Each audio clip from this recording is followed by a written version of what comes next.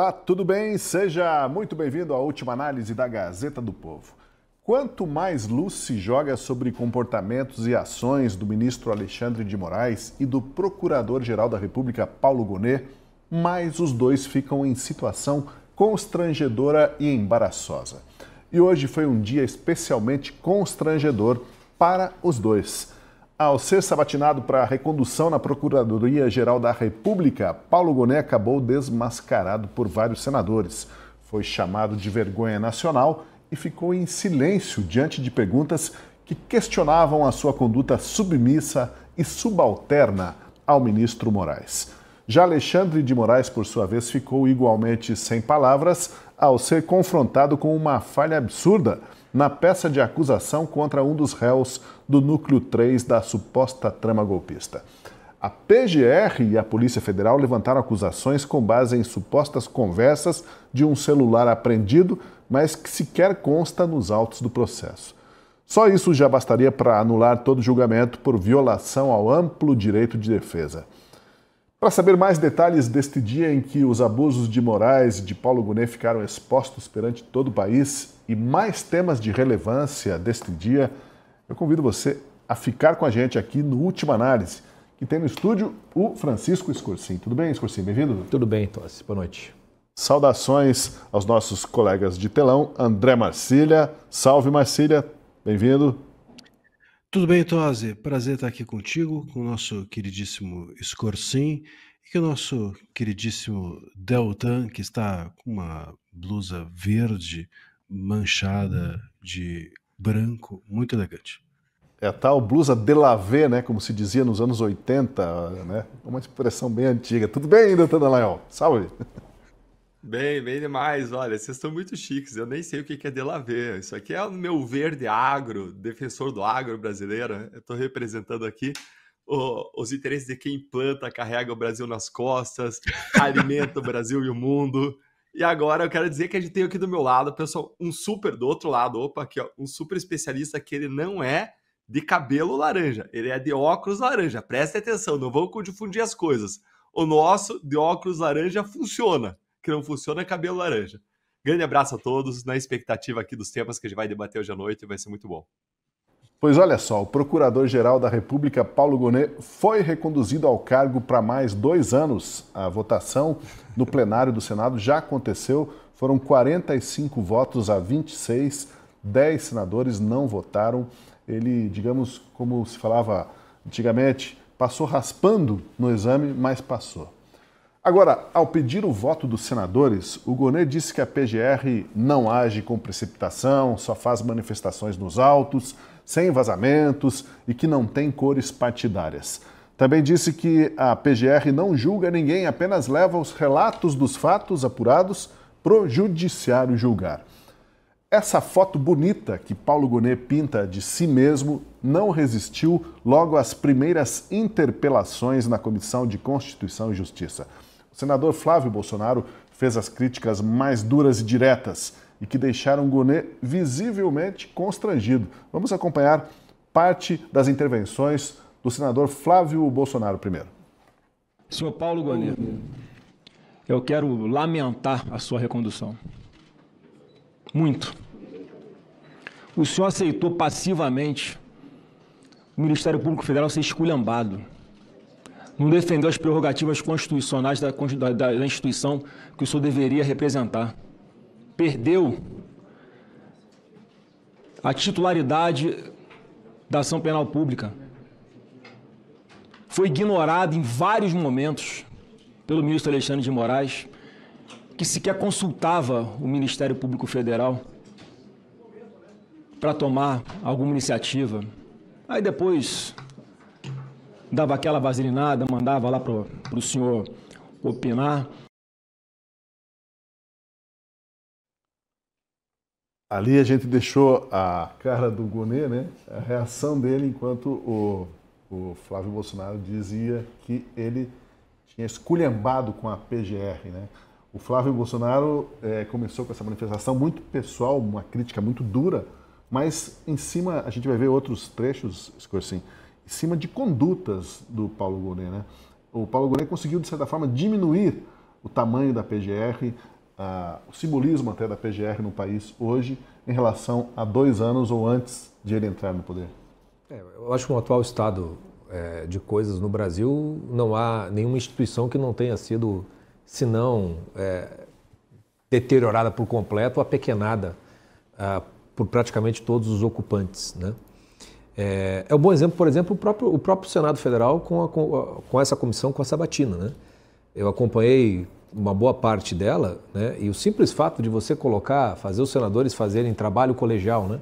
3 fazem as perguntas, depois vai para o sabatinado para ele responder o que ele quiser responder, né? Na prática, o Gonê não respondeu nenhuma das perguntas que eram mais duras, que obviamente ele não conseguiria escapar se houvesse o questionamento de modo direto, que é como uma sabatina acontece, né? Quando o Gonê provavelmente passou no concurso para procurador, tem a prova oral, tem a sabatina e é pergunta, resposta, né? Então, a própria forma com que se faz a sabatina já é um apequenamento da própria Comissão de Justiça do Senado, já é um apequenamento do próprio Senado Federal, a votação já é secreta, já algo que não faz mais o menor sentido, né? É secreta por quê? Porque eles têm medo que aqueles que votarem contra vão ser perseguidos, o que já demonstra que a gente já não está numa situação de normalidade institucional. E as perguntas do senador Flávio Bolsonaro, elas têm um tom emocional, uma carga emocional muito maior do que a dos outros, porque é o pai dele que está sendo vítima de uma perseguição judicial que tem no seu Gonê não exatamente um procurador da República, né, mas um carimbador daquilo que vem do ministro Alexandre de Moraes, para dar sequência e continuidade, né? Então, esses eventos, essas sabatinas costumam ser um grande teatro, né? Mas na situação atual em que estamos, ele é um teatro que não tem... seria aquele teatro do absurdo, o teatro que seria uma zombaria, que seria uma comédia, uma sátira, mas não há graça nenhuma em nada disso, né?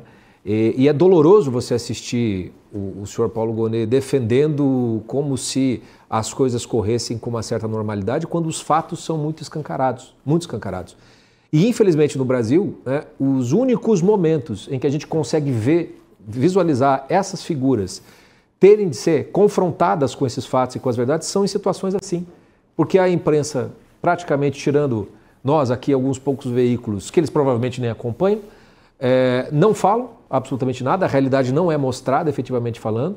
Então resta essas pequenas satisfações de ver senadores conseguindo dizer na cara aquilo que se diz pelo Brasil todo, mas que eles acham que eles estão suficientemente seguros porque eles ficam só conversando com a sua patotinha. A gente deve falar da forma como ele tentou se defender depois, o que dá uma boa mostra do quanto tudo é um grande teatro e como eles ficam muito desconfortáveis quando são confrontados com os fatos reais, porque eles não têm resposta. Eles não têm resposta para aquilo. O Gonê, várias das perguntas ele não respondeu. Para mim, a própria sabatina já seria nula por conta disso. Se você não responder todas as perguntas dos senadores, então não tem condição de ser o Procurador-Geral da República. Ao começar uma das respostas, ele disse assim, eu vou fazer uma resposta ampla para o que me foi perguntado. Justamente nesse bloco em que estava o senador Flávio Bolsonaro. E para a gente organizar nosso ritmo de trabalho aqui na nossa comissão, Marcília e Deltan, vamos fazer o seguinte, eu vou jogar mais uma fala da sabatina, daí o Marcília comenta, e depois o Deltan na fala seguinte. Enfim, vocês também podem ter a liberdade, as vossas excelências, de responderem ou se reservarem o direito ao silêncio, como se fez o Gonê lá. Vamos lá. Dentre os diversos abusos e distorções ali da atuação do Gonê à frente da PGR, o senador Flávio Bolsonaro apontou um dos mais emblemáticos de todos: a maneira como o procurador tratou as graves denúncias de Eduardo Talhaferro contra o ex-chefe Alexandre de Moraes. Eu digo isso com tristeza no coração. Os membros do Ministério Público Federal devem ter vergonha do senhor hoje. Muita vergonha. Eu falei para Vossa Excelência no meu gabinete, por ocasião da outra sabatina, que Deus estava lhe dando uma oportunidade do senhor desfazer todas as injustiças que o senhor fez enquanto estava lá no TSE, representando o Ministério Público Federal. O senhor fez ao contrário. O senhor perseguiu. O senhor entrou num jogo sujo de uma pessoa que, para mim, é doente. Mas o senhor está lá. Parece cumprindo ordens dele. Eu quero dar só um exemplo de como é que o senhor não merecia estar sendo reconduzido. Teve aqui nessa Comissão de Segurança Pública o senhor Eduardo Tagliaferro, fez um monte de denúncia. Uma específica em que ele cita nominalmente o senhor, que foi a seguinte: ele teve uma matéria do Metrópolis no dia 17 de agosto, que vazou uma conversa daquele grupo de empresários que apoiavam o presidente Bolsonaro. Dia 17 de agosto sai a matéria. No dia 23 de agosto, o senhor Alexandre de Moraes executa a sua decisão. Foram mandados de busca e apreensão, bloqueio de contas bancárias, redes sociais, quebra de sigilo bancário de todos aqueles empresários que estavam participando de uma conversa privada no WhatsApp. Aí teve aquela grande repercussão negativa. Então o ministro Alexandre de Moraes, como havia dado uma decisão apenas com base numa matéria jornalística, ele vai tentar requentar a sua própria decisão. Ele pede que o seu juiz auxiliar, o Ayrton Vieira, solicite ao Tagliaferro para preparar um mapa mental para ajudar na fundamentação da sua decisão. E ele mostrou para a gente aqui, na Comissão de Segurança Pública, eu estava sentado aí, onde o senhor está, ele mostrou para a gente que recebeu um monte de documentos para que ele produzisse esse mapa mental nos dias 26, 27 e 28 de agosto. Ele fez o mapa mental no dia 29 de agosto, mostrou para a gente aqui os metadados, para comprovar que o documento tinha sido produzido naquele dia.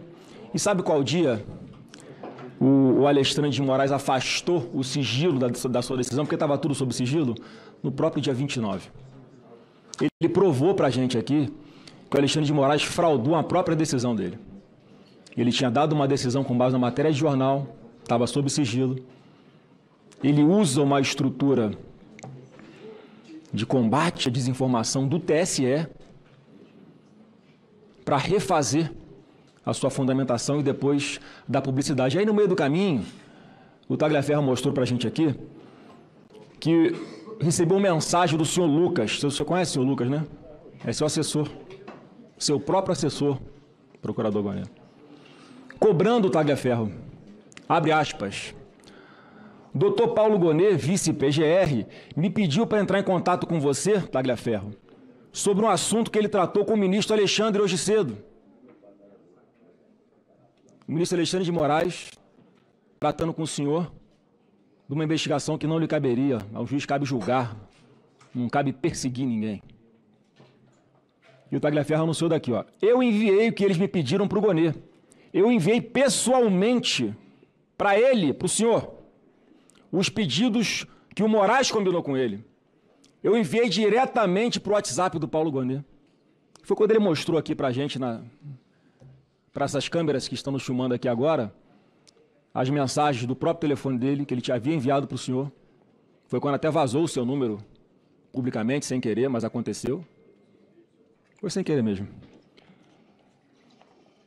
E diante dessa grave denúncia, senhor Paulo Gonet, o senhor próprio está envolvido, o que o senhor fez? Se o senhor quiser responder agora, o senhor fez alguma coisa?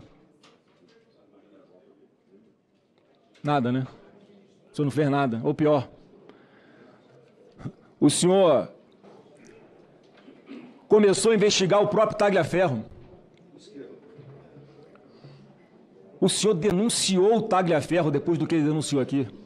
O senhor ofereceu denúncia contra o Tagliaferro por violação de sigilo funcional, coação no curso do processo, obstrução de investigação envolvendo organização criminosa e tentativa de abolição do Estado Democrático de Direito.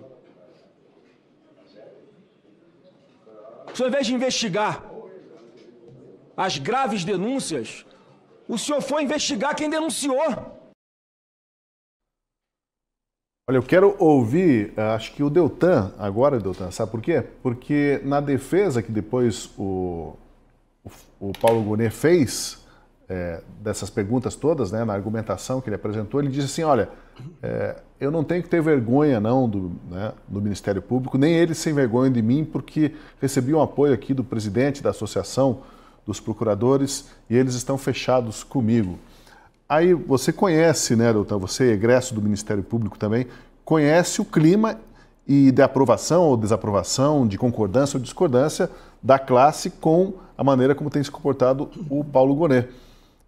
O que dizer sobre a manifestação de apoio que ele teve do presidente lá da associação e o que de fato pensam os procuradores sobre a conduta do Paulo Gonet na PGR? Legal, eu vou chegar lá, vou te contar qual que é a percepção hoje interna, Tosi, em relação ao Paulo Gonet dentro da Procuradoria-Geral da República, do Ministério Público Federal. Antes, deixa eu trazer aqui um quadro para as pessoas entenderem do que a gente está falando. A gente está falando de uma das instituições mais fortes do Brasil. A Procuradoria-Geral da República, ela tem dentro dela vários ministérios públicos. Um é o Ministério Público Federal, o outro é o Ministério Público do Trabalho, o Ministério Público do Distrito Federal e Territórios, tem o Ministério Público Militar. Tudo isso deságua na Procuradoria-Geral da República. O Procurador-Geral da República é o chefe do Ministério Público Federal e ele é o chefe dos chefes dos outros ministérios públicos que eu mencionei. Ele concentra um poder muito grande, ele pode fazer uma série de ações que só ele pode mover. E lá atrás, eu entrei no Ministério Público Federal em 2003.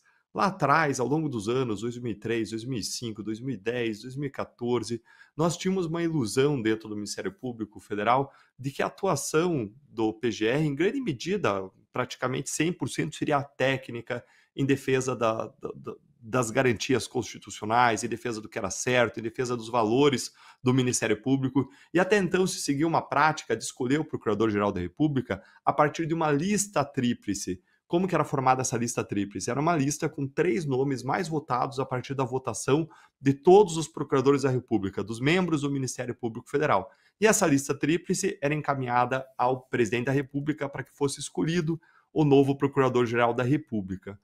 Não existe obrigatoriedade dessa lista tríplice. Ela existe como obrigatória nos ministérios públicos estaduais, quando se faz a votação e se encaminha a lista para o governador do estado, mas não existe essa obrigatoriedade, uma previsão constitucional ou legal em relação a essa lista no âmbito federal, no âmbito da escolha do PGR. Mas existiu uma tradição aí que vinha sendo respeitada.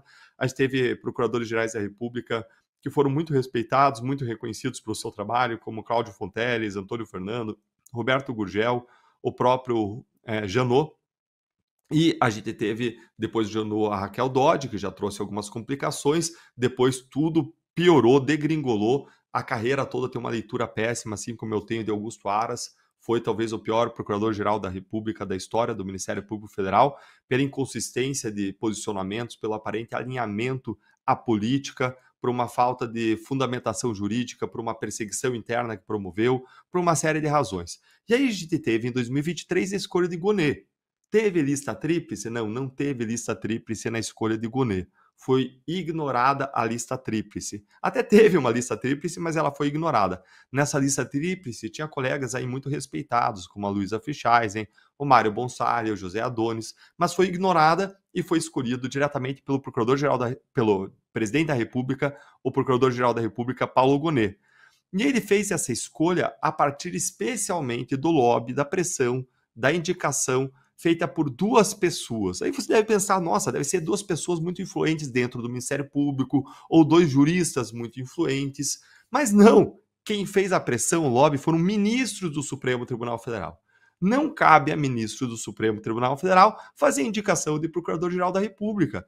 E não caberia ao presidente da República ouvir a indicação desses ministros, a não ser que ele desconfie que esses ministros eles podem ultrapassar, dobrar, torcer a lei para favorecer aliados e prejudicar inimigos, adversários. De modo contrário, não teria por que você ouvir a indicação de ministros, se de qualquer modo eles fossem decidir de acordo com a lei.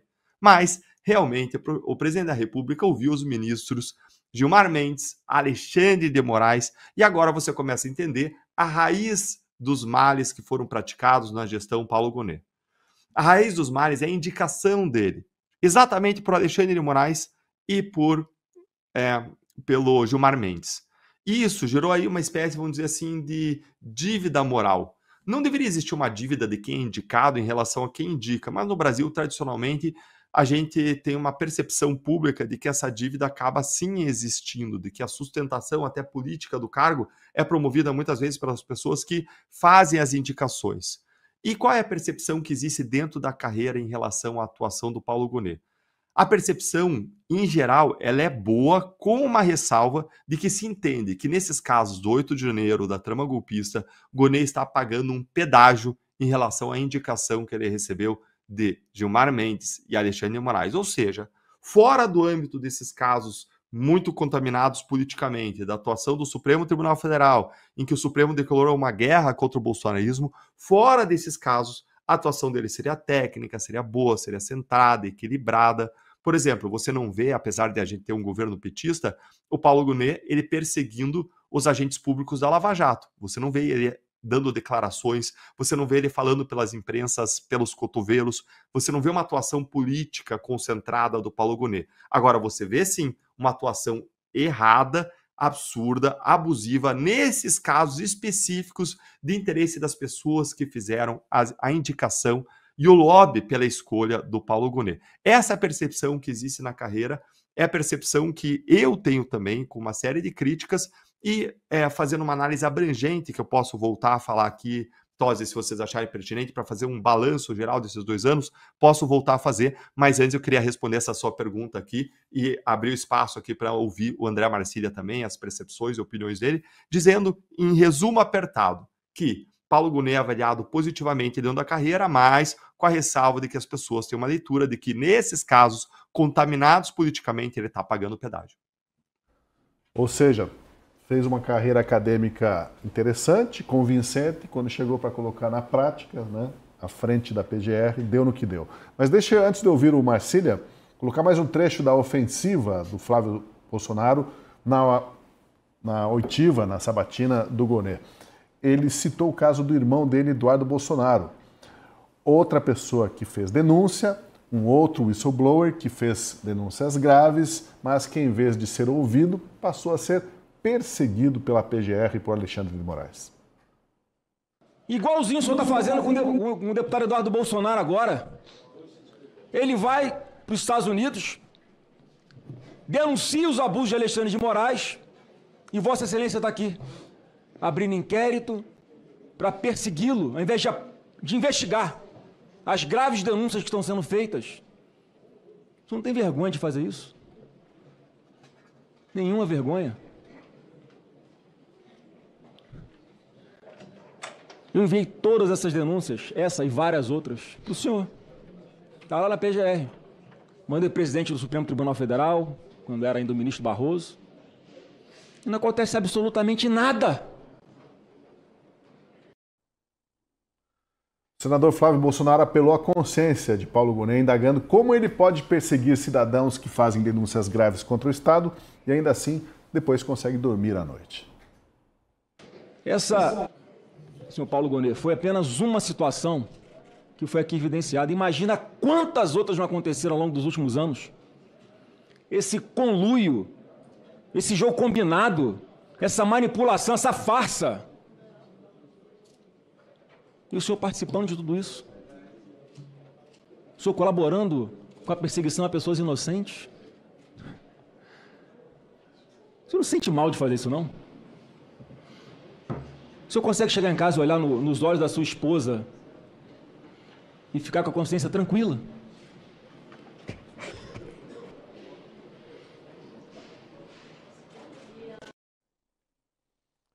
Marcília, várias provocações, várias perguntas diretas, né, duras pro Gonet, e ele com aquela cara ali que em algumas regiões do país costuma se chamar de cara de cuica. Não sei se é familiar para você também. Cuica é aquele bichinho que parece um...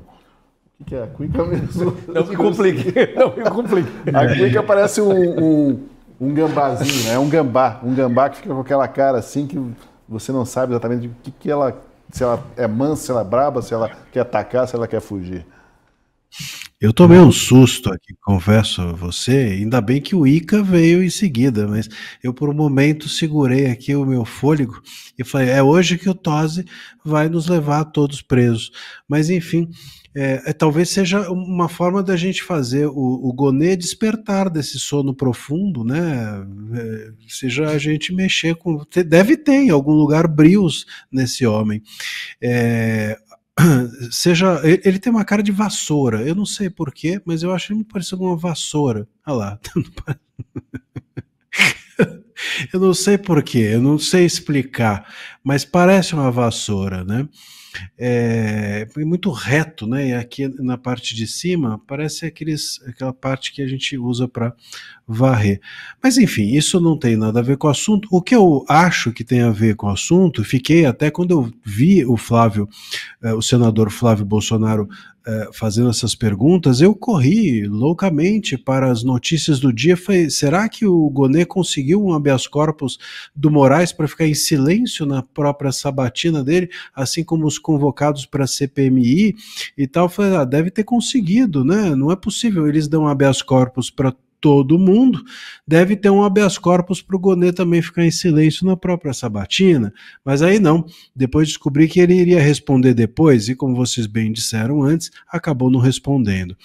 Não acho que seja uma questão, acho que a manifestação do senador Flávio Bolsonaro, né, ele foi muito pertinente, e aliás, devo fazer esse registro já, inclusive entrevistei em outra ocasião o senador Flávio Bolsonaro, e eu acho muito ponderado, acho muito conhecedor daquilo que fala, e isso, bom, acho isso, hoje dentro do Senado, está difícil a gente encontrar quem tenha conhecimento daquilo que fala e quem fale com coragem. É difícil, infelizmente, eu acho que essa história toda, menos o Gonê venceu, mas o Congresso perdeu, né? É muito menos uma vitória do Gonê, e muito mais uma derrota do Senado.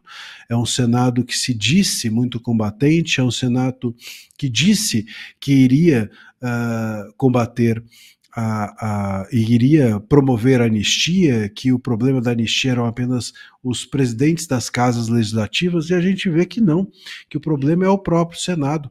Afinal de contas, o Gonê foi um dos principais algozes dos anistiados, e esse mesmo Senado que diz que promoveria a anistia não consegue barrar um dos algozes dos anistiados. Então isso daí me soa muito mal. Acho que o Congresso sai enfraquecido, o Senado sai enfraquecido, mas o Congresso como um todo sai enfraquecido. Essa legislatura não parece ter uma capacidade moral até mesmo de reagir aos avanços, abusos e excessos do STF, e eu acho que isso fica claro nessa imagem até do Gonê, uma pessoa ali, enfim, eu tô aqui como podia estar na minha casa vendo TV, era mais ou menos, eu tô nem aí para vocês, né? E os senadores, alguns senadores ali se esforçando, né, para demonstrar ou para expor o Gonê. No entanto, a aprovação dele vem de forma maciça, né? Só 26 votos contrários, com 10 senadores, inclusive, que sequer votaram, abriram mão de votar.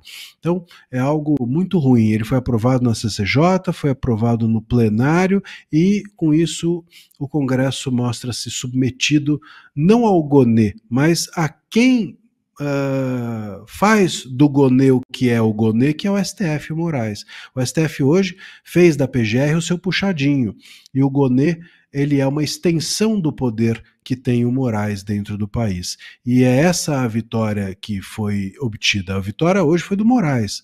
Quem reconduziu o Gonê foi o Moraes, não foi o Senado. Foi o medo do Senado em relação ao Moraes, mas quem reconduziu foi o Moraes. E eu acho que a gente precisa entender que não haverá quem nos defenda. Quem poderá nos defender? Bom, nesse país até o Chapolin é vermelho, não é? Então fica difícil a gente acreditar numa reação dessas pessoas que lá estiveram. Acho bom a gente mostrar quem se manifestou, quem declarou seu voto, inclusive nas redes sociais, e que tem dito, olha, eu votei contra e etc. Eu espero que tudo isso seja verdade, mas o eleitor vai ter que entender quem é quem dentro desse Senado, e esse episódio acho que mostra bem isso. Eu acho que o Gonê, ele mostrou que a questão aqui não é, como o Deltan colocou, não é ser técnico ou não ser técnico. Eu já vi o Barroso ser super técnico antes de ser ministro e se tornou o que se tornou depois, né? O próprio Moraes, quem te viu e quem te vê em relação as convicções dele mesmo, não é? E outros mais. A gente sabe que dentro do STF e dentro do Ministério Público, que o Deltan me permita dizer isso, e acho que vai concordar, nós temos, claro, personagens que não são técnicos, pessoas que estão ali perdidas, né? Como em qualquer carreira. Mas o que me espanta é as pessoas que são técnicas se tornarem pouco técnicas ou cederem a sua tecnicidade a um fazer só político. E não é político no bom sentido, é uma política menor, é uma política vulgar, uma política de conchavo, de conivência, de negligência e omissão. E isso me parece ser muito grave e é isso a que assistimos hoje ser vitorioso. Quem venceu foi esse tipo de política hoje em dia. José, na oportunidade de fazer a sua defesa, o Chapolin, o Gonê, né, ele disse o seguinte, os senadores fizeram, como o Scorsin bem lembrou aqui, fizeram perguntas em blocos, né, 3 de cada vez, como se fosse uma escolinha mesmo. Mas na hora de responder ao bloco em que estavam as perguntas de Flávio Bolsonaro, Esperidião Amin e de um outro senador que não me recordo agora, Jorge Seife, ele disse que daria respostas amplas, respostas genéricas. Se recusou a responder as perguntas objetivamente. Excelentíssimo senhor senador da República, Jorge Seife, senhores senadores Flávio Bolsonaro, senhor senador Esperidião Amin. Eu vou dar uma resposta ampla para todas as perguntas que foram feitas. Com relação à manifestação que foi feita em processo judicial envolvendo a questão de legitimidade de anistia, aquele ponto em que foi referido aqui por Vossa Excelência deve ser visto dentro do contexto. A manifestação que foi feita era para apontar a possibilidade, a existência de debate sobre a constitucionalidade da anistia com relação a crimes contra o Estado de Direito.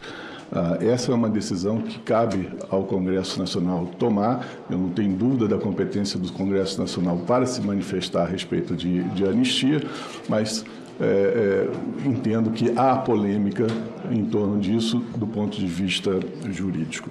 Com relação a aberturas de inquérito, com relação a manifestações da Procuradoria em processo, eu devo dizer a Vossas Excelências que todas as manifestações da Procuradoria são baseadas em análise do direito, exclusivamente de direito.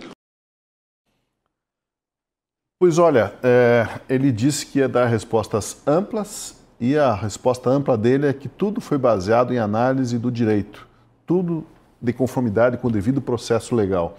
Quando você não é objetivo, quando você não responde a uma pergunta colocada especificamente sobre isso, sobre aquilo, aí cai nessa enrolação, não é, Scorsin? Uma coisa que me chamou a atenção, embora o doutor Gonê seja muito contido, né, ele demonstrou bastante nervosismo. Não sei se repararam como ele tremia as mãos, principalmente quando ele ia tentar pegar o microfone. Ele estava bastante incomodado, né, e me parece que é justamente pela falta de fato de, não digo nem de confronto, eu digo até do contraditório, né? O que me parece que é uma das coisas que mais faltam ao Supremo Tribunal Federal, aos ministros, ao Procurador-Geral da República, um contraditório verdadeiro. Eu não estou nem falando do processo judicial em si, né? Mas aquilo que e acho que todo juiz e todo promotor, todo procurador deveria sempre, ao analisar qualquer caso, fazer o pensamento inverso para ver se sustenta suas próprias teses, suas próprias opiniões, né? Nessa resposta que ele dá, que ele tenta justificar uma fala fora de qualquer propósito, fora dos autos, porque uma das coisas que mais passaram pano, que mais elogiaram o senhor Gonê é que ele seria muito discreto e que ele não falaria muito com a imprensa, não falaria fora dos autos. O que para mim já significa, bom, se isso é um dos critérios para se conduzir o Paulo Gonê, então é um critério para empichar uma meia dúzia de ministros do Supremo Tribunal Federal, né? Porque eles falam o tempo todo fora dos autos. E aí tem essa fala dele, que ele falou que foi tirado de contexto, não sei o quê, que foi dentro do com relação à anistia. Só que é muito difícil de você separar os interesses agora, até pessoais, do PGR, dos ministros, em virtude inclusive até das sanções norte-americanas para cima deles. A forma como ele tenta se defender, né, que parece que foi a única hora que ele acusou mais o golpe, que é quando o senador Flávio Bolsonaro falou que os membros do Ministério Público devem ter vergonha dele, e daí ele saca uma carta que ele teria recebido, um e-mail que ele recebeu do representante da associação para dizer que, bom, se o representante diz isso, então toda a classe não sente vergonha de maneira alguma. E eu achei interessante essa acusação desse golpe, porque me parece que é a única coisa que realmente eles se preocupam, né? Que é os seus, o que pensam os seus, não o que pensa o país, né? Ele não dá resposta àquilo que ao que o povo esperaria. Às perguntas que foram feitas de maneira muito direta, inclusive, né?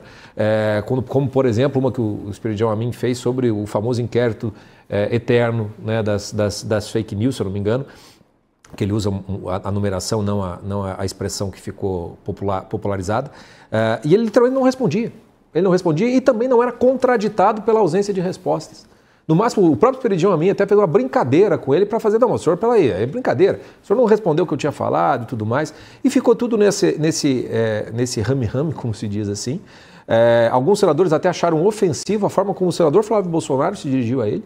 Eu achei extremamente, eu achei até uma manifestação triste, mais triste e derrotada do que qualquer outra coisa, né, do senador Flávio Bolsonaro, e nem isso foi aceito com relação àquilo. Então é uma blindagem, uma autoblindagem que eles se fazem de uma tal maneira, em que só pega aquilo que, de certo modo, eles mesmos acabam pensando uns dos outros ali dentro. A sabatina, na prática mesmo, nada se aproveita, porque ele literalmente não respondeu nada de maneira apresentando números ou fatos ou dados, não. Ele só encebou a situação, respondeu uma ou outra coisa que lhe interessava, todas as coisas que tinha que ir direto ao fato concreto ele ignorava, ele não citava nome de ninguém, ele não citou Tagliaferro, ele não citou o caso X, não citou o caso Y, né? Se colocou numa redoma como se tudo fosse feito com uma lisura perfeita, juridicamente, dentro do Estado de Direito, como ele diz, né? Achado dentro do direito. Na minha época da faculdade existia o direito achado na rua, né? Agora eles estão inventando o direito achado criativamente, provavelmente no gabinete do Alexandre de Moraes. E daí eu concordo com o Marcília, né? Quem nomeou o senhor Gonê foi o medo de Alexandre de Moraes, o medo desse direito. Marcília? Diga lá. Opa, me flagraram aqui pedindo a vez. O nosso código secreto aqui é levantar o dedo para o público entender. Senão iam achar que eu estava aqui vociferando contra alguém com o dedo em riste. Mas não. Eu queria acrescentar a isso que o Scorsin está dizendo, o seguinte. Verdade, o Gonê não respondeu a nenhuma pergunta objetivamente. Agora, eu vou aqui lançar uma coisa. Meu pai é um advogado que trabalhou durante a vida toda com jornalistas, e ele sempre me diz uma coisa que eu acho muito importante. Ele diz assim: o bom jornalista é aquele que faz a segunda pergunta, não a primeira. A primeira sempre vai ser desviada. A segunda que é a grande pergunta. Então, assim, o Gonê, obviamente, e a gente teve um personagem aqui, tem, né, ainda tá vivo, no Brasil, que era campeão nisso, que era o Paulo Maluf, né? Não tinha uma vez que ele respondia a pergunta que estava sendo feita a ele. Sempre ele respondia aquilo que ele queria. No entanto, a segunda pergunta raramente era feita, que é: o senhor não respondeu, né? Eu perguntei outra coisa, diga sobre isso. E esse é o momento do jornalista, e eu acho que é do político na sabatina também. Então, a segunda pergunta, que deveria ser: Gonê não respondeu a pergunta. Ah, mas o tempo dele acabou. Bom, então o próximo tem que virar e falar assim: você não está respondendo pergunta nenhuma de ninguém. Então, esse constrangimento ou uma devolutiva para que ele responda, ele precisava responder, ele precisava falar sim os nomes do Tagliaferro. Eu vi agora essa resposta sobre a anistia, ele não disse absolutamente nada. A anistia é mesmo uma prerrogativa, foi tirado de contexto porque a anistia era uma prerrogativa, mas eu concordo que a anistia é uma prerrogativa do Congresso, mas eu estava falando no contexto dos crimes contra o Estado. Não respondeu. A pergunta é a seguinte: os crimes contra o Estado foram retirados da Constituição. Portanto, não há previsão para que crimes contra a democracia, assim chamados, não possam ser anistiados. É uma coisa objetiva. A pergunta é: o senhor inventa a Constituição ou o senhor interpreta a Constituição tal qual o texto literal? Essa é a pergunta. Responda ou avisa pra gente vai levantar e ir embora. E deixar o senhor aí falando sozinho, porque a gente tem mais o que fazer. Essa é a segunda pergunta. Pode não fazer dessa forma como eu estou fazendo, talvez com um pouco mais de tranquilidade, porque eu aqui me exaltei, mas, é isso. E isso é que me parece faltar. Um tom reverencial, ou mesmo triste, como disse o Scorsin, nessas perguntas todas, que me espanta. Me espanta, porque, se você, diante do poder que lhe é conferido, o fato de ser senador, não se sente confortável, então, como é que ficamos nós? Se um senador tem receio, e nós, então? Bom, então nós aqui, advogados, jornalistas, estamos fritos. Se o senador tem medo, eu estava vendo também esse negócio de voto secreto. Não, o regimento interno faz com que o voto seja secreto e ninguém tira isso, ninguém muda isso no regimento, porque é uma forma de preservar que não haja pressão sobre os parlamentares. Se você é um parlamentar e não aguenta pressão, vai ser balconista, cara. Se você é parlamentar e não quer ser pressionado, vai fazer outra coisa. Vai cortar carne no açougue, vai dirigir ônibus, e ainda assim vai receber pressão, com certeza. O cara vai ficar falando, motorista, desce aqui, o outro, o corte de carne não tá bom, e assim por diante. Não existe não ter pressão. Não existe não ter pressão. O cara tá ali representando milhões de pessoas, a vontade, o desejo de milhões de eleitores. Como é que não quer ter pressão? Então, assim, existe uma perversão de origem na forma como a sabatina é feita, na forma como ela é exercida e na forma também como os senadores fazem as suas perguntas, colocam as suas perguntas, não insistem naquilo que querem saber, e na forma como eles nos representam, seja pelo regimento interno, seja pelo formato, seja por todas as questões envolvidas nisso. A pessoa que fez as críticas mais incisivas, né, e que foi mais emocional, digamos, nessas perguntas, nessa sabatina, foi o senador Flávio Bolsonaro. E ainda assim quiseram chamar a atenção dele, dando a entender que ele estava sendo muito agressivo em relação ao procurador. Mas o fato é que os assuntos espinhosos foram colocados, com maior ou menor vênia, foram colocados. Por exemplo, o senador Esperidião Amin criticou a postura do Gonê, que defende que apenas a PGR deveria ser autorizada a pedir o impeachment de ministros do Supremo. Ele também confrontou o procurador devido ao parecer da PGR de que a concessão de anistia aos envolvidos no 8 de janeiro seria inconstitucional. Vossa Excelência não é realmente um homem midiático, mas quando dá alguma declaração, como diria o Brizola, algo há. Então, anistia foi decidida pela Constituinte expressamente. Foram 281 votos a 120. Com o voto do Lula, com o voto do Fernando Henrique, graças ao deputado Caol. Foi retirado do inciso 44 do artigo 5º o insuscetível do benefício de anistia. Essa foi a expressão que foi retirada por 281 votos a 120, sendo... Portanto, isso é matéria decidida pela Constituinte. A anistia pode ser dada. E, finalmente, a sua outra observação, de que só a Procuradoria-Geral da República pode dar início ao processo de impeachment de um ministro, realmente é uma quebra de silêncio muito pragmática. Isso é juízo meu. Deixa eu ouvir o Deltan Dallagnol, né? O Esperidião Amin e outros senadores também comentaram esses dois pontos muito importantes de debate, de discussão nesses últimos anos, que é a anistia e é também o rito para impeachment de ministros. Dois pontos em que o Gonê inovou, né, juridicamente em suas interpretações. Deltan. Sim, Tosi. São pontos em que o PGR está se posicionando de forma estritamente política, alinhada com os interesses do Supremo Tribunal Federal.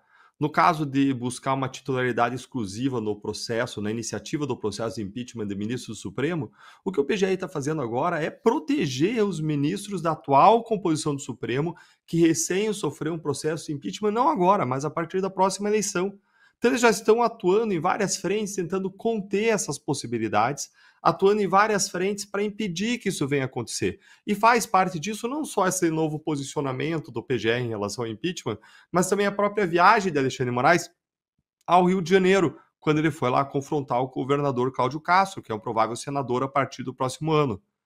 Da mesma forma, quando o PGR se posiciona ou se coloca contra uma anistia como inconstitucional, como assim? Como que você vai dizer se uma anistia é ou não constitucional sem você ter o texto dela, sem você ler a lei, sem você ver o que está ali contido? Quando é prerrogativa do Congresso estabelecida pela Constituição, para crimes de forma geral, não tem uma restrição constitucional expressa.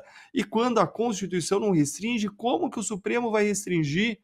Ou seja, tem um alinhamento. Esse não foi um movimento técnico-jurídico, não, esse foi um movimento político que envolveu não só ter uma posição esdrúxula nesse tema da anistia, mas manifestar isso, mandar um recado. E o objetivo de mandar recado é dizer, ó, nem tentem, não se movimentem nessa direção, nós não vamos permitir. Isso faz parte dessa guerra do Supremo contra o bolsonarismo, em que se objetiva derrotar e esmagar o bolsonarismo. Mas, Eltan, um PGR teria como ser diferente? Sim, teria. E eu vou dar 2 exemplos de vocês de como o PGR, sim, poderia e deveria ser diferente, com base em casos que já foram diferentes. Teve casos diferentes? Teve. Mas antes, deixa eu só recapitular o que a gente viu até agora aqui que o Tosio mostrou. A gente viu que o senador Flávio apontou o problema da titularidade da ação penal, dizendo que o PGR hoje está sendo atropelado e ignorado por Moraes. Esse é um problema muito grave. Por quê? Porque toda a legislação prevê que o Ministério Público se manifesta a cada passo do processo penal e, se não se manifestar, aquele processo é nulo. Então, o Ministério Público foi atropelado 100 vezes e não defendeu a nulidade de tudo, tinha que ter defendido a nulidade. Isso é ler a lei. Isso é se manifestar de modo dogmático, seguindo a melhor técnica. Aí o senador Flávio Bolsonaro também trouxe o caso do Talhaferro, em que tem uma fratura exposta, em que Moraes é a vítima e está processando o seu algoz, quando na verdade o Talhaferro é um whistleblower, é um denunciante de crime, mais um absurdo, mais uma injustiça tremenda. Mas teve mais, o Flávio Bolsonaro lembrou do caso dos empresários bolsonaristas e do relatório feito com data retroativa pelo Talhaferro, como foi mostrado na Comissão de Segurança Pública. Mais um caso de abuso escancarado, até de uma possível fraude documental, fraude processual praticada no âmbito do Supremo Tribunal Federal. E o PGR, mais uma vez, não fez nada. Não fez nada. E nós poderíamos ir além para uma série de outros casos, uma série de outros problemas. E aí a questão é, tá bom, teve algum PGR que confrontou o Supremo? Teve. Rodrigo Janot, na época da Lava Jato, confrontou Gilmar Mendes, confrontou a STF em vários momentos em que o STF atacava e queria destruir a Lava Jato. Mas depois da Lava Jato, agora nessa nova era do Supremo Todo-Poderoso contra o bolsonarismo, contra a direita, teve? Teve também. Eliseta Ramos. Ela assumiu a PGR entre Augusto Aras e Paulo Gonet. E ela se manifestou no caso da família Mantovani, quando Alexandre de Moraes estava assumindo a função de assistente de acusação, algo totalmente esdrúxulo. E ela disse que existia uma quebra de impessoalidade. Só ela, Deltan? Não teve só ela. A própria Raquel Dodge. A Raquel Dodge fez uma gestão majoritariamente técnica, resvalou feio no final, se enlameou no final quando ela fez o arquivamento, promoveu o arquivamento de notícias de potenciais crimes envolvendo presidentes de poderes e ministros do STF, e ela arquivou quando tinha que começar a investigação, mas ela, em um determinado momento, ela pediu o arquivamento por vício de origem de todos esses inquéritos aí que estão incomodando a direita. Ela disse, olha, não teve uma distribuição adequada, teve quebra de sorteio, teve quebra de princípio, o inquérito foi instalado de ofício, etc. E ela, Raquel Dodge, como PGR, ela promoveu o arquivamento, ou seja, encerrou inquérito das milícias digitais, inquérito das fake news, ela acabou com tudo. Ela promoveu o arquivamento para encerrar com essa história toda. Mas, Eltan, por que não encerrou? Não encerrou porque o Supremo rasga a Constituição e a lei. Porque se tem um poder que o Procurador-Geral tem, se tem um poder que o Ministério Público tem, não é o poder de oferecer ação penal. Embora ele ofereça ação penal, todo mundo fala que ele é o titular da ação penal, mas outras pessoas, em certas condições, podem também oferecer uma acusação criminal. A própria particular, ofendido, ameaçado, pode muitas vezes oferecer uma acusação criminal. O poder único do Ministério Público, que ninguém tira dele, é o poder de arquivar. E já tem jurisprudência consolidada do próprio Supremo dizendo, quando o PGR arquiva, não tem o que fazer, afinal de contas não pode ir lá ao Supremo e oferecer acusação criminal, porque só quem pode oferecer aí é o PGR, se ele arquivou, matou o caso. E a PGR Raquel Dodge arquivou, encerrou essas investigações. Mas, veja só, o Supremo solenemente ignorou o arquivamento, tocou ficha, seguiu trabalhando junto com a Polícia Federal como alguém interessado, que é uma quebra de impessoalidade, de imparcialidade maior do que essa. Mas o Gonê teve oportunidades quicando na frente dele para ele atuar. Eu mesmo fiz representações contra abusos de Alexandre de Moraes. Uma das minhas representações foi por Moraes ter decretado a prisão de Raul Fonseca de Oliveira e Oliverino. Alguém lembra disso? Alguém lembra desse caso aí? Do Oliveira, salvo engano, Oliveira Júnior, Raul Fonseca Oliveira Júnior. Ele decretou a prisão desse cidadão no dia 31 de maio de 2024 por supostas ameaças à família de quem? Dele mesmo, do ministro. Gente, aí o que eu fiz? Eu apontei que tinha uma quebra de imparcialidade, uma imparcialidade comprometida. Isso é crime previsto na lei de impeachment, que ele tinha que ser declarado impedido. E mais, ele manteve lá a prisão preventiva, permaneceu no caso por um tempo como relator. Eu apontei todas as violações que existiam. Bola quicando, era só chutar pro gol. Caso absurdo. Só que é claro, assim, só chutar pro gol, a gente pode desconfiar que o próprio Supremo ia barrar isso, o avanço disso. Mas o PGR tinha que fazer a sua parte. E aí, cada ministro que, dentro da sua consciência, atuasse de acordo com o que entendesse correto. Esperamos, né, que atuasse de modo correto, embora a gente saiba que atue politicamente. Mas ele tinha que fazer a parte dele, e infelizmente ele não fez. Em vez de chutar essa bola quicando, ele explodiu a bola, ele, sei lá, botou a bola embaixo do braço e foi embora. E essa bola, hoje no Brasil, que estão botando embaixo do braço, dizendo é minha, levando embora, é a lei, é a Constituição, é a correção, é a honestidade, é a vergonha na cara.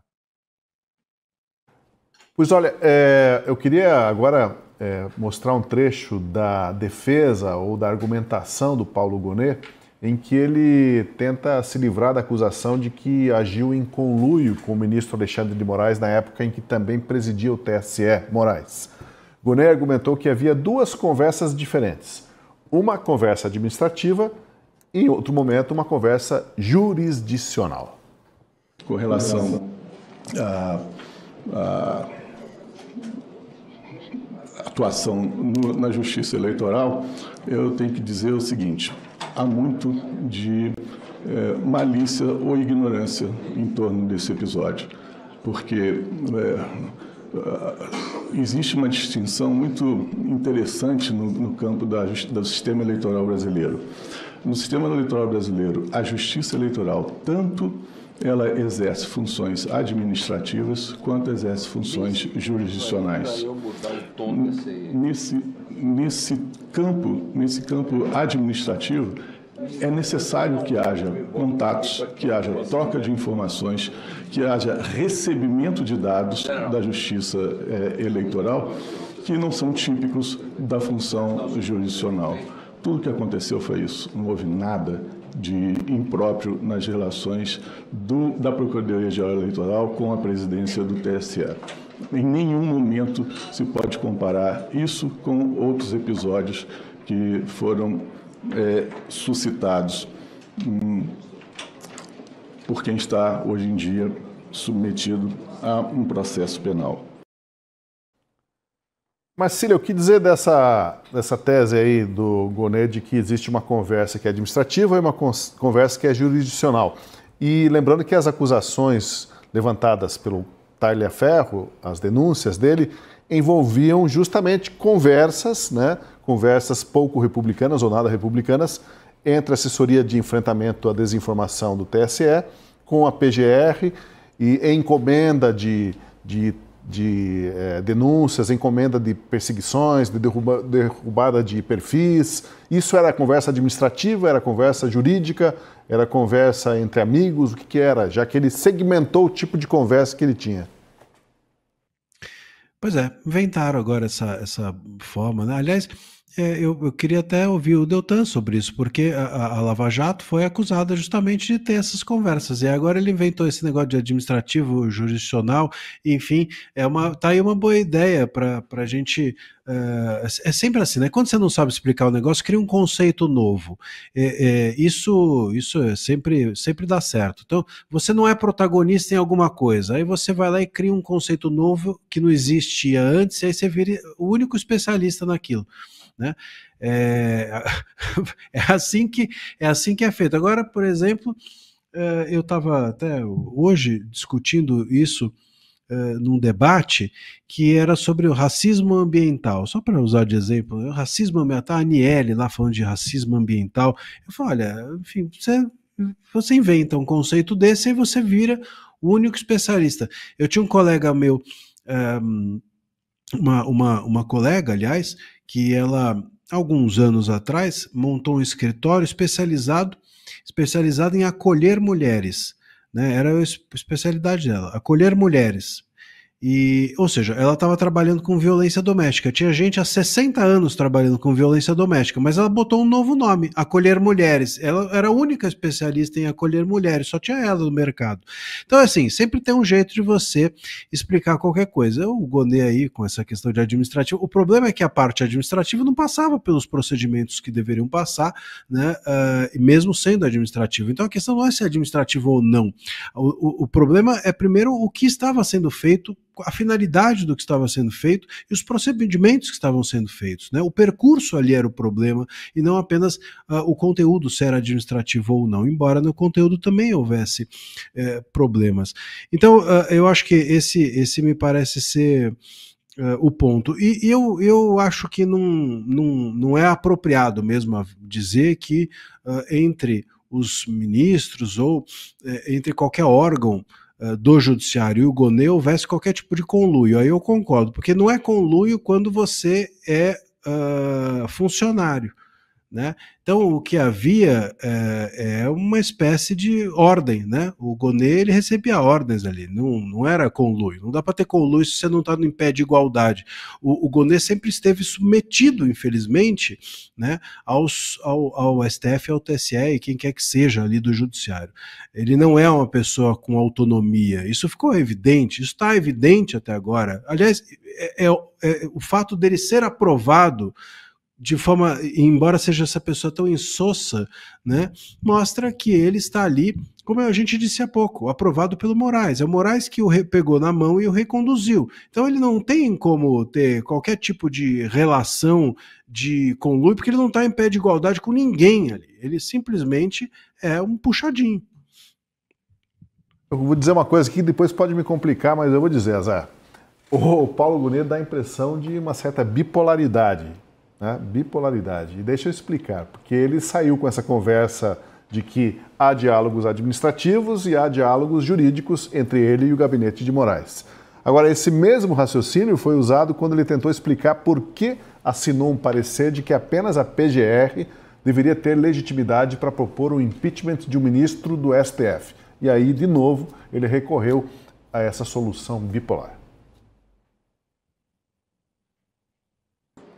Com relação ao impeachment, o que aconteceu foi, mais uma vez, uma manifestação, uma opinião da Procuradoria-Geral da República num processo em curso no Supremo Tribunal Federal, um controle abstrato. A manifestação da Procuradoria-Geral da República é fundamentada. Ela está baseada numa interpretação sistemática da Constituição. Em nenhum momento a Procuradoria-Geral sustenta que a possibilidade do impeachment tenha desaparecido. O que ela faz é uma análise, uma distinção entre agentes políticos submetidos a processo de impeachment. O agente político que recebe o seu cargo diretamente dos eleitores, diretamente do titular da soberania, e dos agentes políticos que exercem função técnica. Esses são os do judiciário. Com base nessa distinção, o parecer foi lançado. Está aí, Deltan, eu quero ouvir o discursinho, mas deixa eu ouvir o Deltan. Ele então colocou que existe um entendimento do que deve ser como deve ser o rito para pedir o impeachment de carreiras técnicas e de carreiras políticas, que seria diferente, e ele colocou isso como se fosse uma tese acadêmica vencedora de prêmio, quem sabe. É curioso, né? É uma tese, é uma teoria inventada, vamos dizer assim, criativamente. Agora, a questão que salta aos olhos é: a quem interessa essa tese? Por que será que essa tese brotou justamente agora? Quanta coincidência, né? Ele ter sido indicado, ter essa proximidade, esse apoio dos ministros do Supremo, e ele criativamente lançar essa tese justamente agora que os ministros do Supremo estão debaixo de algum tipo de risco, ameaça de impeachment.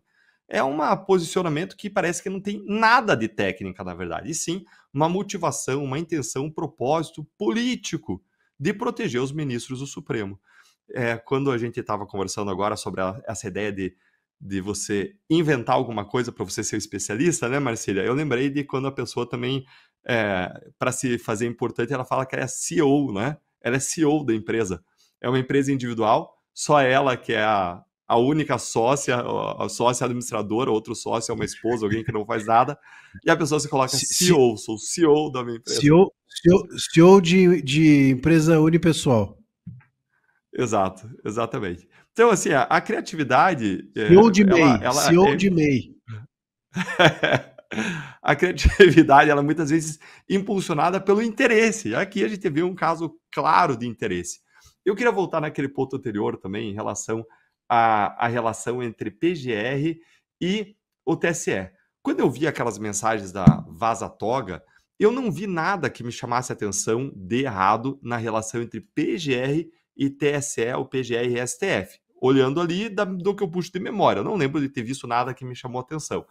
O que existia e muito de errado, e que deveria ter demandado e suscitado a atuação da PGR, sim, era uma relação espúria entre ministro Alexandre de Moraes, STF e TSE. Porque vamos fazer a diferença.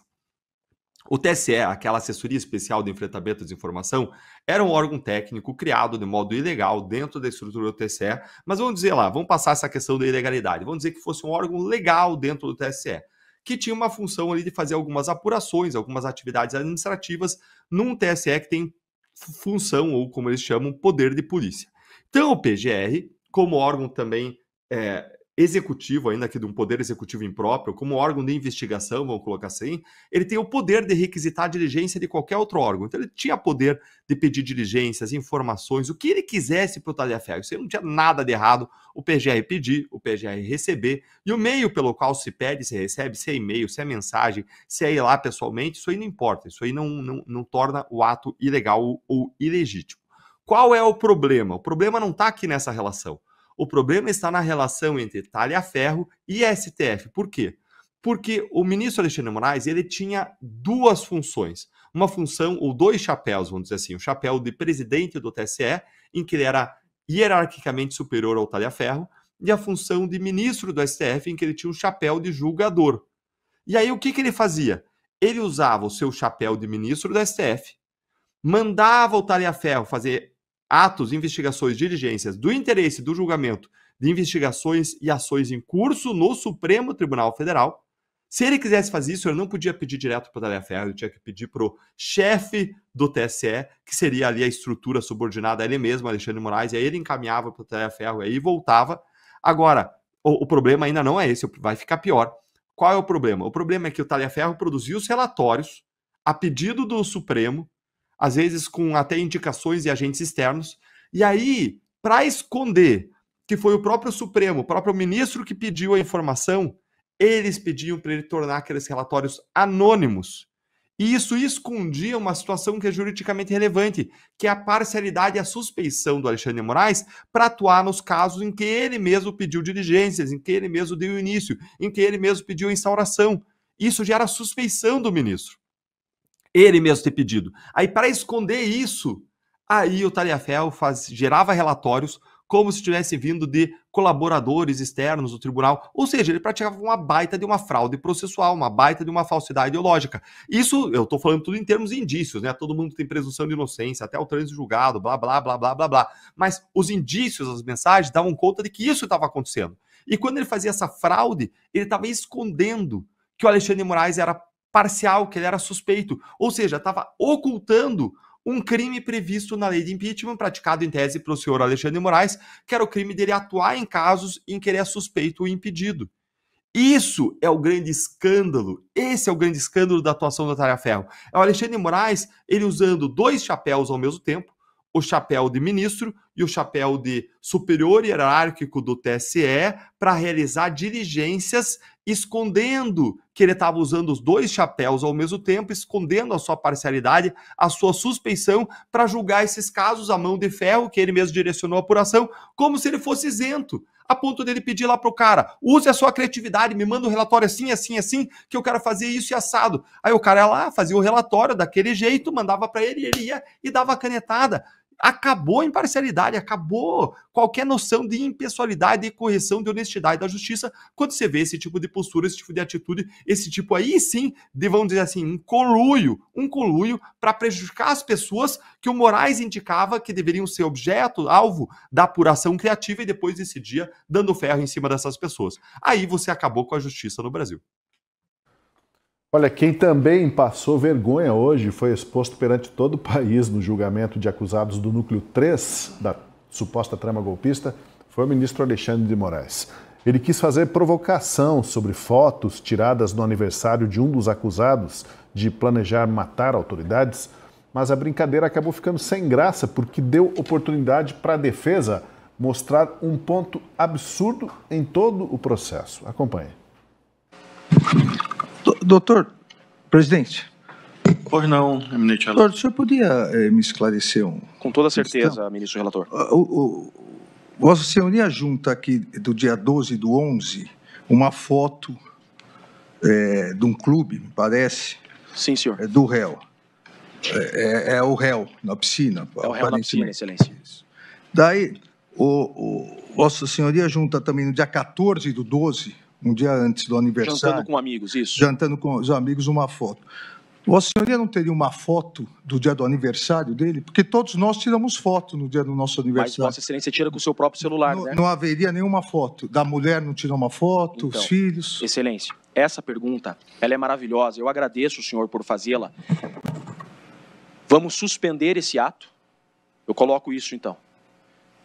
Vamos suspender esse julgamento, oficiar a Polícia Federal para que forneça o laudo de extração do celular do Azevedo e todos nós tiraremos essa conclusão. Eu não tenho, senhor ministro, o laudo de extração do celular do coronel apreendido que está com Doutor, o delegado.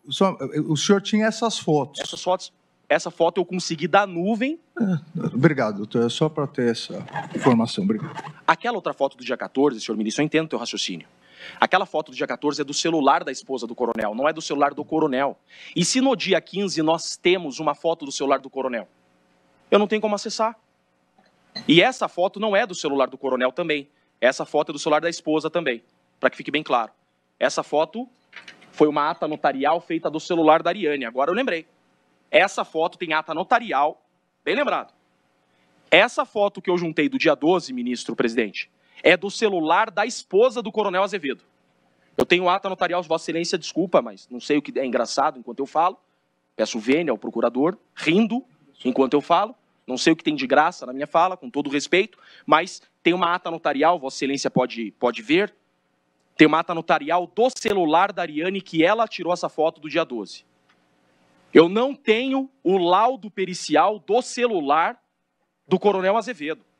É possível, a legislação permite, ministro presidente, que suspendemos esse ato, oficiemos a Polícia Federal para que nos envie um laudo do celular do coronel Azevedo. Lá deve ter foto, lá deve ter mensagem. Eu estou buscando prova diabólica, que processo penal é esse? Eu estou tendo que usar prova do celular da esposa, prova do celular da irmã, sendo que o delegado tem o celular do coronel Azevedo nas mãos. Ministro Zanin, isso aqui não aconteceu nem na Operação Lava Jato. Eu rogo a Vossa Excelência, não permita que vivemos isso. Eu não tenho como defender uma pessoa dessa forma, ministra Carmen Lúcia. Nós estamos na Suprema Corte do nosso país. Pelo amor de Deus, cadê o laudo do celular dele? Desculpa, presidente, minha exaltação, mas que exemplo nós estamos dando para o Brasil? Difícil não, Escorcim, fazer a defesa num processo com esse tipo de vício, esse tipo de dificuldade. Tem lá uma prova que supostamente é utilizada para incriminar a pessoa, mas onde está essa prova? Não está nos autos. Está num celular que a gente aprendeu. Tá, mas onde que está a perícia de celular? Não aparece nos autos. Está na cabeça de quem está acusando. Acho que até o Kafka seria criativo, aprenderia criatividade com o ministro Alexandre de Moraes. Algo que eu acho bem importante e talvez seja muito simbólico de muita coisa desses julgamentos. Um pouquinho de contexto, um pouquinho antes da pergunta do ministro e por que ele fez a pergunta. Eu acompanhei as alegações do advogado e ele foi apresentando, ele desde o primeiro momento colocando assim, não tenho direito ao contrário, não tive direito ao contraditório, não tive acesso à prova, eu não sei do que se trata isso aqui, eu não tenho como fazer defesa. O processo que seja anulado de maneira imediata, já com esse fato, né, que está dentro do próprio processo, da defesa não ter tido acesso. Mas o advogado ele vai além, ele começa a apresentar uma série de contraprovas, quando ele fala da prova diabólica, o advogado, quem tem que provar alguma coisa é a acusação, né? A defesa se defende. E ele começa a apresentar uma série de provas que ele foi conseguindo por outras vias que não através da investigação da Polícia Federal. E vai apresentando fotos, vai apresentando EPRs, acho que é o seu nome, o nome técnico, de localização dos celulares, etc. e tal, demonstrando que ele estava não sei quantos quilômetros do dia, parará. E se você vai acompanhando os documentos que ele foi apresentando, ele foi mostrando isso num telão, você vai demonstrando que, de fato, ele vai fazendo uma prova que torna muito frágil a acusação e quase que obriga a acusação a ter de rebater, de ter de apresentar o tal do laudo pericial do celular dele. É nesse momento que o ministro Alexandre de Moraes pede a palavra, porque ele estava literalmente com as fotos, com o que estava sendo apresentado, estava completamente desmontada a acusação. Quando ele faz aquilo, e aí você vê como é a inversão completa do que é o devido processo legal. Quando ele pede, o senhor não teria então a prova, o senhor não teria a foto então, ele juntou mais 4 ou 5 fotos nos 5 dias. Faltou do aniversário. Não tem então, porque é normal a gente ter a foto. Então se o senhor não tem essa, então o senhor está de sacanagem aqui, né? Se o senhor não tem essa, se você tiver essa foto, aí sim. Aí essa foto é que vai provar. Como se todas as outras já não provassem o suficiente daquilo que o advogado estava falando. Acho que até foi o Chiquini foi até surpreendido ali, ele demora a perceber ou a lembrar que aquela foto não era, ele tenta entender o raciocínio do Moraes e o que o Moraes tentou fazer era justamente isso. Ele tentou desmontar as demais provas juntadas pela defesa para fazer referência a uma que, olha, aquela que seria a mais necessária, você não trouxe. Como se a defesa não tivesse feito as tais provas diabólicas. Em todos os processos o ministro faz essa mesma coisa. E inverte completamente o ônus das coisas. Quem tem que provar é sempre a defesa. Quantos condenados do 8 de janeiro foram condenados simplesmente porque assim, você estava andando perto ali, condenado. Prove que você não estava lá. Faça a prova negativa de que você não estava naquele lugar X em determinado horário. E ele se acha muito esperto. E é por isso que o procurador que está ali, não é o Gonê, né, ri. Porque a gente volta para a sabatina, é uma redoma. Eles falam somente para si mesmos. Eles se acham muito espertos, se acham muito inteligentes, se acham muito sagazes. Eu desmontei o advogado com uma perguntinha, ele já se embananou todo, e é por isso que o procurador ri. Porque a realidade dos fatos simplesmente não interessa. Quanto mais os fatos aparecem, mais eles ignoram os fatos. É um negócio que chega a ser patológico. Pois é, Marcílio, a gente sabe que a Polícia Federal e o Alexandre de Moraes, eles têm predileção por pegar celular das pessoas, né? A primeira coisa que eles fazem é pegar o celular.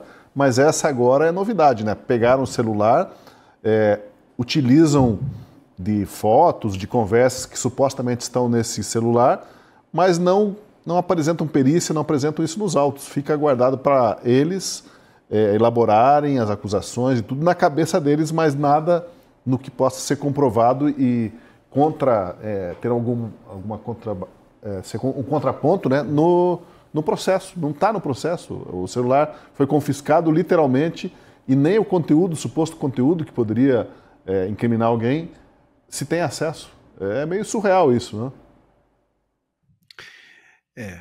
Eu acho que também é surreal quando o Chiquini disse que compreendia o raciocínio do Moraes. Isso é também surreal, porque se ele conseguiu compreender o raciocínio do Moraes, eu confesso que peço a ele que me explique, porque essa é a única parte ali que eu não concordo com a fala dele, porque não dá, né? Compreender o raciocínio do Moraes é realmente algo que eu acho que nem o próprio Moraes o faz.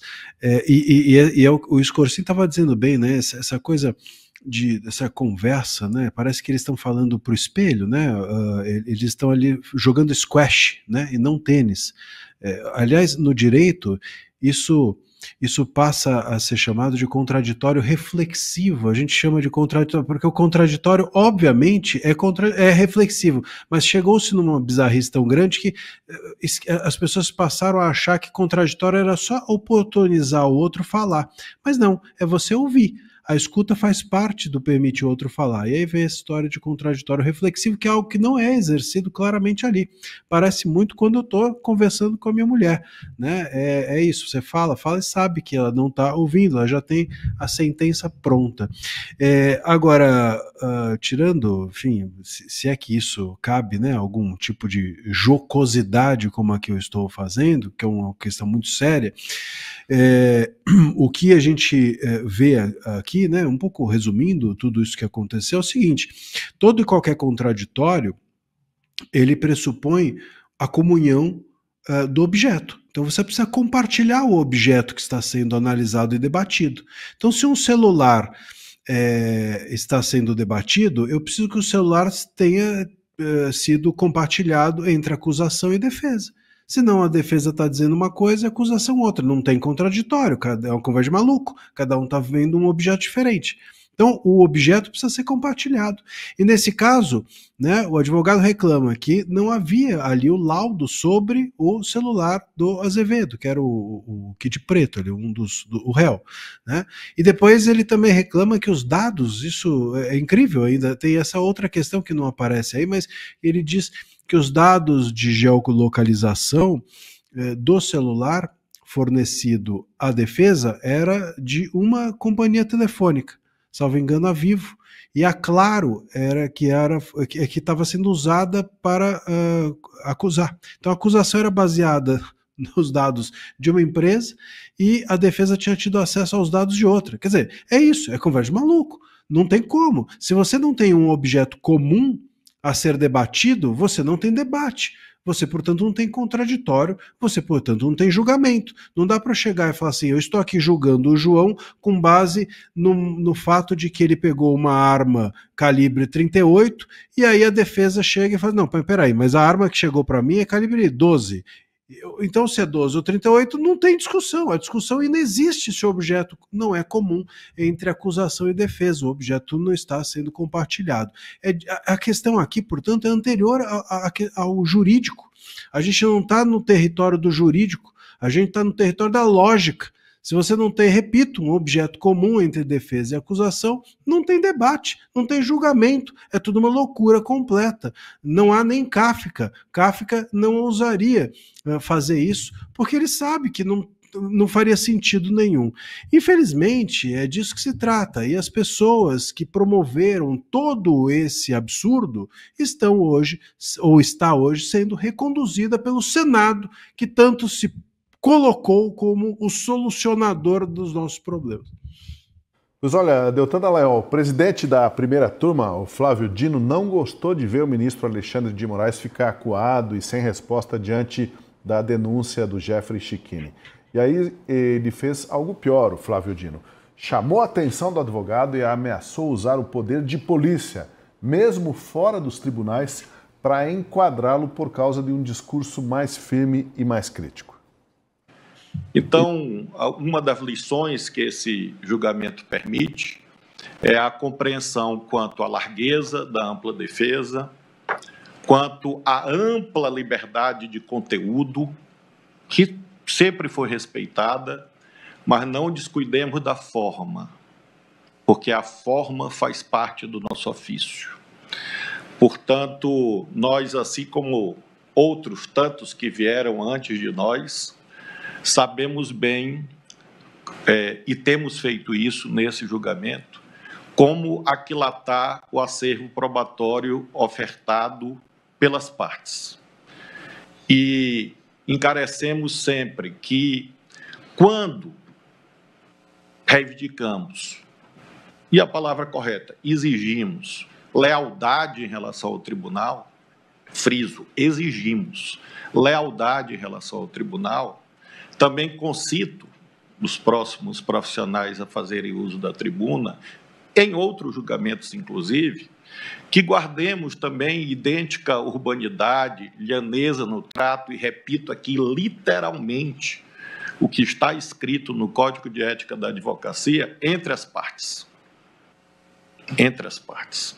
E me refiro tanto ao Ministério Público, quanto à polícia, quanto à advocacia. É nosso dever também zelar por isto. Então, quando se ocupa essa veneranda tribuna, a mais nobre da advocacia brasileira, é preciso lembrar disto. E faço esta observação não apenas como alguém que tem 35 anos de atuação profissional, mas no exercício do poder de polícia que cabe a esta presidência. Então, nós precisamos manter o julgamento nesses termos: lhaneza, urbanidade e serenidade. Ampla liberdade de conteúdo, porém, observância das formas legais. E repito, aqui e também fora daqui, porque, evidentemente, nós não esperamos que quem exerce uma função jurídica tenha uma conduta dessa tribuna e outra fora dela. Então, é essa a observação que faço neste momento, sem prejuízo de outras providências em outro momento. Deltan Dallagnol, que tal o recado do Flávio Dino, hein? Eu anotei aqui que ele falou ali, ó, não descuidemos da forma. Essa parte aí, acho que faz sentido aí, eu também preciso tomar cuidado. Mas, enfim, o que te chamou para a atenção? Tosi, você, olha, eu vou até embora, eu vou embora, não dá para ficar. Ganhou. O Tosi quer que a gente vá preso, não é possível. O Tosi ganhou hoje a piada do tiozão, nosso concurso de piada do tiozão da última análise. Hoje ficou ó concurso. Tosi ganhou, levou, pode sorrir, comemorar. Olha, o Dino levantou essa lebre aí, né? Ele levantou essa lebre, não tinha como, né?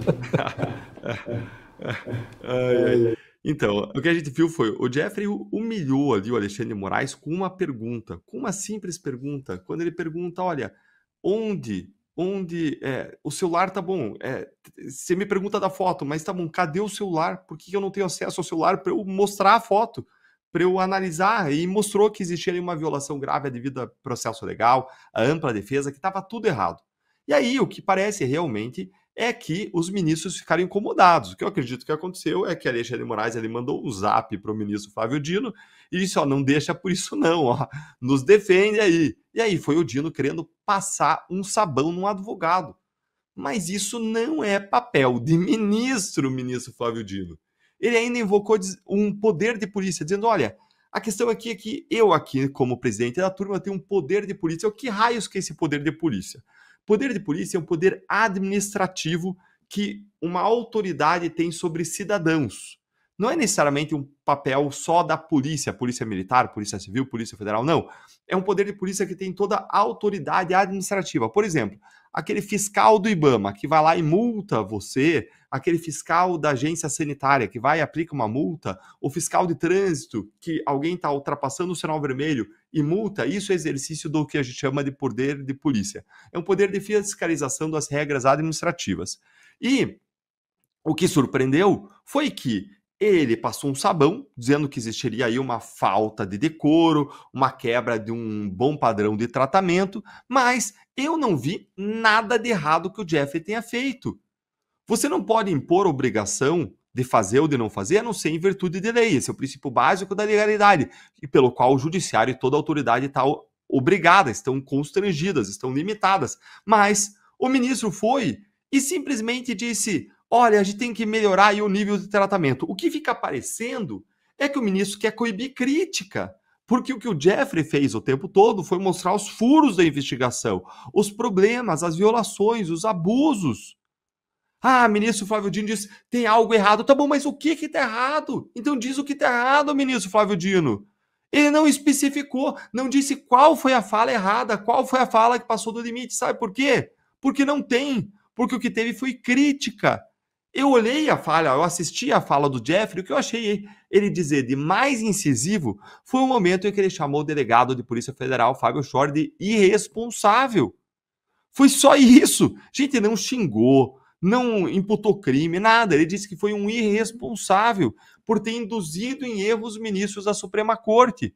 E aí você volta para aquela questão de fundo. O que eles estavam discutindo ali naquela hora da foto? Eles estavam discutindo o seguinte: existe uma imputação de crime para o Coronel Azevedo, dizendo que ele participou de uma ação de monitoramento do ministro Alexandre de Moraes. Veja só, a vítima julgando, né, o Coronel Azevedo. Estava ali sentado como juiz. Então teria existido essa ação, e essa ação teria sido executada no dia 15 de novembro. E essa ação teria sido executada por pessoas que usavam codinomes: Brasil, Argentina, Congo. E a PGR disse que o codinome Brasil foi usado pelo Coronel Azevedo. Por quê? Qual foi a base disso? Já que não identificou o tal do codinome Argentina, já que não identificou o tal do codinome Congo, sabe qual foi a base disso? É o fato de que, meses depois, o Coronel Azevedo colocou no celular que foi usado pelo codinome Brasil um chip dele. Só que os celulares eram celulares das Forças Armadas, que circulavam, que eram usados por diferentes atores em diferentes momentos. E ele foi lá e pegou um celular que já tinha sido usado previamente por outra pessoa, colocou o chip dele. E aí, a imputação é de que ele teria usado esse celular no dia 15, mas se essa pessoa que eles dizem que usou o codinome Brasil, que é o Coronel Azevedo, não estava lá no dia 15, você derruba a tese da acusação. E aí, por isso, o Jeffrey estava mostrando, olha, no dia 12 ele não estava lá, estava em outro lugar. No dia 14 ele não estava lá, estava em outro lugar, com fotos de amigos, de pessoas próximas. E aí, em relação ao dia 15, ele diz, eu preciso do celular para mostrar georreferenciamento, para mostrar as fotos e por aí vai. E aí ele faz a crítica ao delegado, ele fala, olha, vocês estão pegando o Brasil errado, isso é irresponsável, o modo como essa acusação foi construída pelo delegado Fábio Chor é absurda, é irresponsável. E não tem nada de errado em dizer que foi irresponsável um ato que levou teu cliente a responder por um processo criminal quando você está desmontando a tese da acusação. Então não teve nada de errado que o Jeffrey tenha feito. E se tivesse, quem é a autoridade administrativa competente, com poder de polícia, para atuar sobre infrações disciplinares de advogados? Quem é? Quem é? É o Conselho de Ética da OAB. Não é o ministro do Supremo Tribunal Federal, ele não tem esse poder, ele não tem essa competência. Por quê? Porque a Constituição não deu, embora eles se arroguem o poder de serem os donos do mundo e de terem todos os poderes do mundo concentrados em pessoas supremas, mas não tem, não pela nossa Constituição. E o mais irônico de tudo é que quem criticou as ironias, as críticas do Jeffrey, foi o ministro mais irônico do tribunal, que vive fazendo ironia com os outros. Peraí, se ele está criticando críticas, se ele quer censurar críticas e ironias, ele que comece a se censurar por si mesmo. E que ele comece, para invocar aqui suas palavras, Sozi, a cuidar da forma, começando a cuidar por ele mesmo. Porque ele é o mais irônico. E mais, ele mandou uma ameaça ali para o Jeffrey. Ele ameaçou o Jeffrey, ele disse o seguinte, não só aqui no tribunal, também fora existe esse dever de lealdade dos advogados com o tribunal fora. O que ele está fazendo aqui? Ele está dizendo, advogadozinho, é isso que ele está dizendo, advogadozinho, olha, fica no teu quadrado, inclusive lá nas redes sociais. Agora, se o Jeffrey seguir criticando o Supremo, como ele vem criticando, usando o direito e o dever dele de advogado e de cidadão, o que o ministro vai fazer, hein? Será que vai invocar que existe um dever de lealdade para proibir o Jeffrey de ter acesso ao Supremo, proibir ele de fazer sustentação? Seriam mais ilegalidades em cima de ilegalidades. Tudo isso não tem previsão legal, seria absurdo, errado, abusivo, mas depois de tudo que a gente viu até hoje, o que mais que está faltando acontecer? É muita ironia mesmo. Marcília, mas claramente a OAB vai se manifestar aí, né, defendendo a prerrogativa dos advogados diante dessa ameaça do ministro, não? Vai se manifestar, sem dúvida alguma, já deve ter inclusive se manifestado defendendo o ministro, né, Dino, dizendo que, enfim, ele precisa, ou deve estar embaixo da cama. Eu tenho dúvida se a OAB está, nesse momento, embaixo da cama, ou se ela está defendendo o ministro Dino. Qualquer outra posição seria impensável. E eu acho que o ministro Dino devia parar com isso, né? Ele fica só gerando calor com isso, é muita caloria, fica uma coisa realmente fora do padrão. Ok, sim. Eu acho que antigamente, quando a gente esperava Lula, lembra que tinha um site que era Lula preso amanhã, Lula preso amanhã? Eu acho que a gente já pode começar a fazer Jeff Chiquini censurado amanhã, porque me parece que é uma questão de tempo. Cavalheiros, eu quero agradecer e tomar emprestado as palavras do Flávio Dino, agradecer a lianeza do trato de Vossas Excelências, né? Toda essa vossa urbanidade. Foi um prazer tê-los conosco no Última Análise. E obrigado, Marcílio, obrigado ao Dallagnol, obrigado a vocês, Corsini. E especialmente a você, nosso espectador. Fique sempre nos canais da Gazeta, curta, compartilhe os nossos conteúdos e considere ser assinante. Temos aí a promoção da Black Gazeta, R$ 8,25 por mês durante um ano e você apoia o nosso jornalismo independente. Muito obrigado pela sua companhia. Até o nosso próximo encontro.